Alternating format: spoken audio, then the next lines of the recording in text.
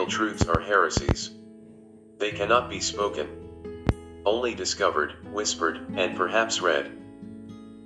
The meanings of life are really unbounded. Big question, what is the meaning and purpose of life? That's a big question. Because it's a big question, I'll give you 3 answers. Answer 1, it's personal. You have to find your own meaning.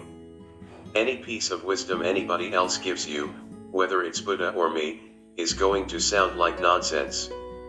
Fundamentally, you have to find it for yourself, so the important part is not the answer, it's the question.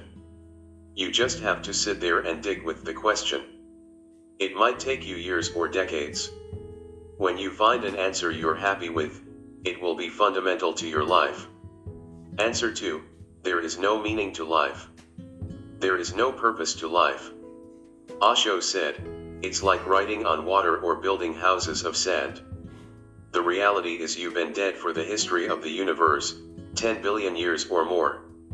You will be dead for the next 70 billion years or so, until the heat death of the universe. Anything you do will fade. It will disappear, just like the human race will disappear and the planet will disappear. Even the group who colonizes Mars will disappear. No one is going to remember you past a certain number of generations, whether you're an artist, a poet, a conqueror, a pauper, or anyone else. There's no meaning. You have to create your own meaning, which is what it boils down to. You have to decide, is this a play I'm just watching? Is there a self-actualization dance I'm doing? Is there a specific thing I desire just for the heck of it? These are all meanings you make up. There is no fundamental, intrinsic purposeful meaning to the universe. If there was, then you would just ask the next question. You'd say, why is that the meaning? It would be, as physicist Richard Feynman said, it would be turtles all the way down. The whys would keep accumulating. There is no answer you could give that wouldn't have another why. I don't buy the everlasting afterlife answers because it's insane to me, with absolutely no evidence, to believe because of how you live 70 years here on this planet, you're going to spend eternity, which is a very long time, in some afterlife. What kind of silly God judges you for eternity based on some small period of time here? I think after this life, it's very much like before you were born. Remember that? It's going to be just like that. Before you were born, you didn't care about anything or anyone, including your loved ones, including yourself, including humans, including whether we go to Mars or whether we stay on planet Earth, whether there's an AI or not. After death, you just don't care either. Answer 3, the last answer I'll give you is a little more complicated. From what I've read in science, friends of mine have written books on this, I've stitched together some theories.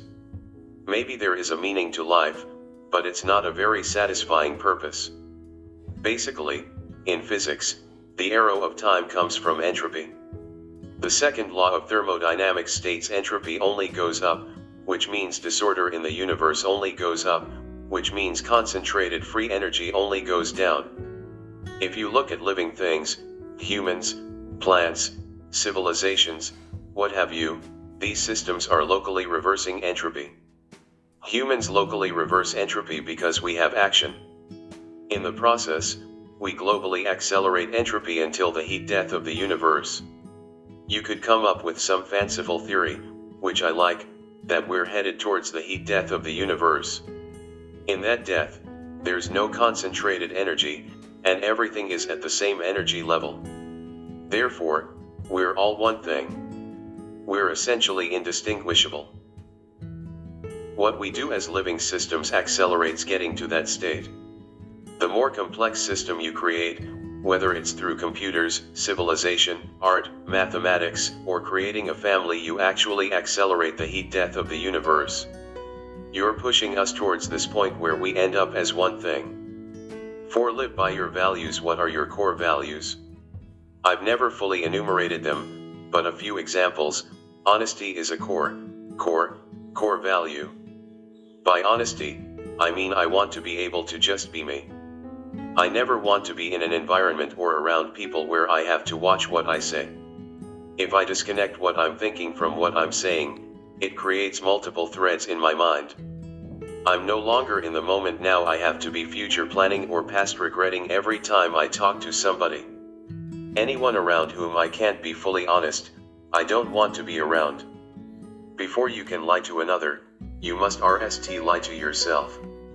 Another example of a foundational value, I don't believe in any short-term thinking or dealing. If I'm doing business with somebody and they think in a short-term manner with somebody else, then I don't want to do business with them anymore. All benefits in life come from compound interest, whether in money, relationships, love, health, activities, or habits. I only want to be around people I know I'm going to be around for the rest of my life. I only want to work on things I know have long-term payout. Another one is I only believe in peer relationships. I don't believe in hierarchical relationships. I don't want to be above anybody, and I don't want to be below anybody. If I can't treat someone like a peer and if they can't treat me like peer, I just don't want to interact with them. Another, I don't believe in anger anymore.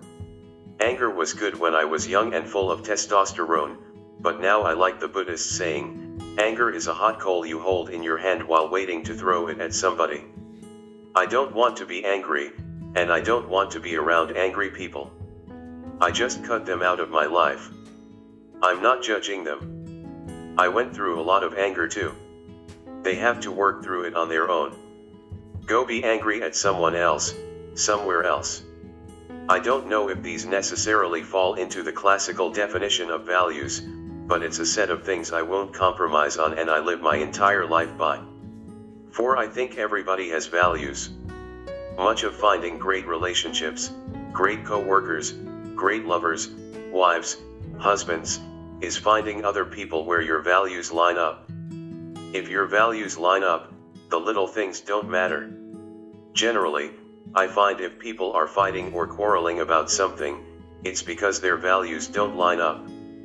If their values lined up, the little things wouldn't matter. For meeting my wife was a great test because I really wanted to be with her, and she wasn't so sure at the beginning. In the end, we ended up together because she saw my values. I am lucky I had developed them by that point. If I hadn't, I wouldn't have gotten her. I wouldn't have deserved her.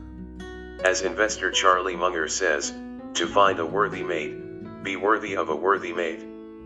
For my wife is an incredibly lovely, family-oriented person, and so am I. That was one of the foundational values that brought us together.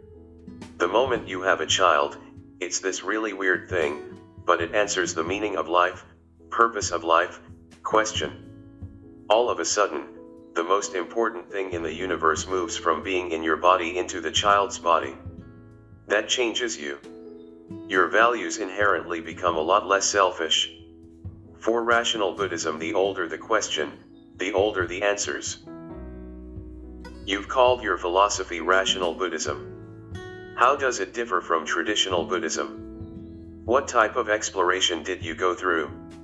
The rational part means I have to reconcile with science and evolution. I have to reject all the pieces I can't verify for myself. For example, is meditation good for you? Yes. Is clearing your mind a good thing? Yes. Is there a base layer of awareness below your monkey mind? Yes. All these things I've verified for myself. Some beliefs from Buddhism I believe and follow because, again, I've verified or reasoned with thought experiments myself. What I will not accept is things like, there's a past life you're paying off the karma for. I haven't seen it. I don't remember any past lives. I don't have any memory. I just have to not believe that. When people say your third chakra is opening, etc., I don't know, that's just fancy nomenclature. I have not been able to verify or confirm any of that on my own. If I can't verify it on my own, or if I cannot get there through science, then it may be true, it may be false, but it's not falsifiable, so I cannot view it as a fundamental truth. On the other side, I do know evolution is true. I do know we are evolved as survival and replication machines. I do know we have an ego, so we get up off the ground and worms don't eat us and we actually take action.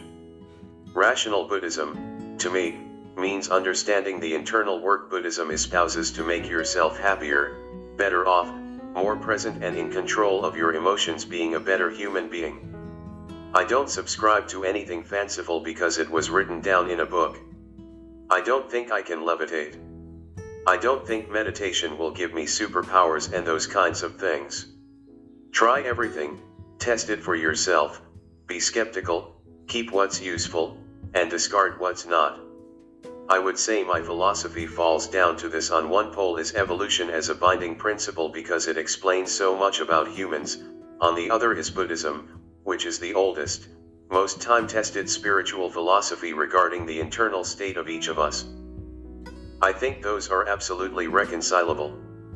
I actually want to write a blog post at some point about how you can map the tenets of Buddhism, especially the non-fanciful ones, directly into a virtual reality simulation. For everyone starts out innocent. Everyone is corrupted. Wisdom is the discarding of vices and the return to virtue, by way of knowledge. How do you define wisdom? Understanding the long-term consequences of your actions. 11. If wisdom could be imparted through words alone, we'd all be done here. The present is all we have. There is actually nothing but this moment. No one has ever gone back in time, and no one has ever been able to successfully predict the future in any way that matters. Literally, the only thing that exists is this exact point where you are in space at the exact time you happen to be here. Like all great profound truths, it's all paradoxes. Any 2 points are infinitely different. Any moment is perfectly unique. Each moment itself slips by so quickly you can't grab it. For you're dying and being reborn at every moment. It's up to you whether to forget or remember that. 2. Everything is more beautiful because we're doomed. You will never be lovelier than you are now, and we will never be here again. Homer, the Iliad. I don't even remember what I said 2 minutes ago. At best, the past is some fictional little memory tape in my head. As far as I'm concerned, my past is dead. It's gone. All death really means is that there are no more future moments. 2. Inspiration is perishable. Act on it immediately.